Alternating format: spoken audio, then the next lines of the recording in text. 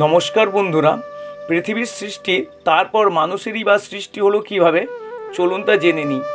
আজ আপনাদের আমি বলবো এই সুন্দর পৃথিবী কিভাবে সৃষ্টি হয়েছে, তারপর কিভাবে প্রাণের অস্তিত্ব এলো এই পৃথিবীতে, তারপর কিভাবে মানুষেরই বা সৃষ্টি হলো। আপনাদের এই পুরো ঘটনাটি আমি খুব সংক্ষেপে বলবো। আজ থেকে প্রায় 500 কোটি বছর আগে আমাদের মিল্কি ওয়ে গ্যালাক্সি সংঘর্ষিত হয় পাশের একটি ড্রাক গ্যালাক্সির সাথে। এই সংঘর্ষের ফলে ছোট ছোট বহু প্ল্যানেট এসএমএলস তৈরি হয়, অর্থাৎ বহু ছোট ছোট পাথর। তারপর এই ছোট ছোট সিমিলার প্ল্যানেট এসএমএলসগুলো একে অপরের সাথে ধাক্কা খেয়ে তৈরি হয় বেশ কিছু গ্রহের। এই গ্রহগুলির মধ্যে পৃথিবী হলো একটি।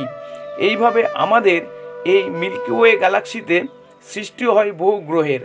একবার মঙ্গলের মতো অন্য একটি গ্রহ পৃথিবীর সাথে ধাক্কা খেয়ে তৈরি হয় আমাদের এই চাঁদের। আর এই সময় পৃথিবী ছিল একটি আগুনের পিণ্ড। আর এই সময় ছোট ছোট কিছু পাথর পৃথিবীর মধ্যে আঘাত করছিল, আর এই আঘাত করার ফলেই পৃথিবীর সঠিক অ্যাটমসফিয়ার তৈরি হচ্ছিল। আর এই সময় পৃথিবীর অভ্যন্তরে তৈরি হচ্ছিল H2O অর্থাৎ জল ও CO2 অর্থাৎ কার্বন ডাইঅক্সাইড। আর এটাই ছিল পৃথিবীর আবহাওয়া তৈরির প্রথম ধাপ।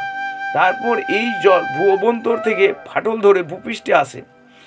এইভাবে বহু বছর ধরে চলতে থাকে। তারপর এই জলের মধ্যে সৃষ্টি হয় এককোষী জীবের। এটাই হলো পৃথিবীর জীব সৃষ্টি হবার প্রথম ধাপ। আর এই এককোষী জীবেরা একত্রিত হয়ে সৃষ্টি হয় বহুকোষী জীবের। আর এই জীবের মধ্যে লক্ষ্য করা যায় ডিএনএ, যা এক প্রজন্ম থেকে অন্য প্রজন্ম জীবের বৈশিষ্ট্য বয়ে নিয়ে যায়। আর এই সময় পৃথিবীর সাথে অন্য গ্রহের ধাক্কা খায়, তার ফলে মেঘের সৃষ্টি হয়। এইভাবে ধীরে ধীরে পৃথিবী জীবের বসবাসের যোগ্য হয়ে ওঠে। এরপর পৃথিবী অন্য গ্রহের সাথে বহুবার ধাক্কা খাওয়ার ফলে কখনো বরফ, কখনো আবার বরফ গলে জল হতে শুরু করে। এইভাবে আমাদের ভূপৃষ্ঠে উদ্ভিদের সৃষ্টি হয়। তারপর জলের ভিতর বহুবার বিবর্তনের ফলে সৃষ্টি হয় কুমিরের মতো এক ধরনের জীবের, যারা চার পা দিয়ে জলে সাঁতার কাটতে পারত। তারপর এই প্রাণীটি জল থেকে উঠে চার পা দিয়ে মাটিতে হাঁটতে শুরু করে। এদিকে পৃথিবীতে তাপমাত্রা বহুবার পরিবর্তন হতে শুরু করে। এইভাবে চার পায়ে হাঁটা সরীসৃপ প্রাণীগুলো ডাইনোসরের রূপ নিতে শুরু করে। আর পৃথিবীতে তাপমাত্রার পরিবর্তনের ফলে বহু প্রজাতির ডাইনোসরের সৃষ্টি হয়। আর এই সময় পৃথিবীর সঙ্গে ধাক্কা খায় এক বিশাল আকৃতি পাথরের, যার ফলে সম্পূর্ণরূপে ধ্বংস হয়ে যায় ডাইনোসর প্রজাতির। আর এই সময় জন্ম হয়েছিল এক প্রজাতির বানরের, যারা পৃথিবীর আবহাওয়ার সঙ্গে নিজেদের মানিয়ে নিয়েছিল। এইভাবে সেই সময় বিভিন্ন প্রজাতির বাঁদর ছাড়াও অন্য অন্য পশুর জন্ম হয়েছিল।